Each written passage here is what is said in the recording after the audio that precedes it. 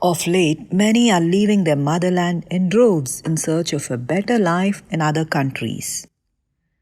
One common trait among these people is that they are high risk takers because they are willing to give up everything they already have in the yearning for a better life abroad. And if you were to evaluate the population of the USA, for instance, it is almost entirely made of immigrants, not just from Asia, but also Europe and Africa.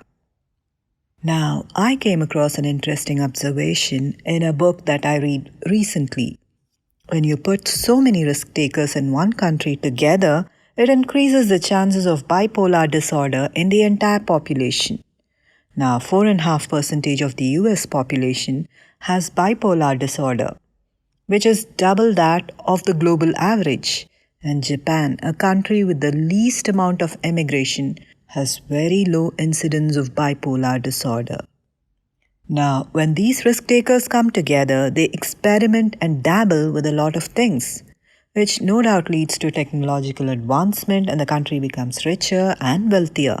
However, because they are so risk loving, they are almost non committal, which means they cannot commit to anything in specific and are constantly yearning for change and more, which reflects in their relationships. It also reflects in the population becoming highly depressed because they don't stick to one thing. All seems well, except that there is one important key area that is missing in this scenario, which is what causes this outcome: the recognition of God's presence. Remember, a successful life requires commitment. The commitments we make in this world will only be as strong as our commitment to God and to the principles we know to be true in the commandments He has given. True commitment is giving priority to God and making Him the focus of our life. Taking risk and moving forward by seeking God in our lives gives us hope and eternal peace. The Bible says, "Commit your way to the Lord, trust in Him, and He will act."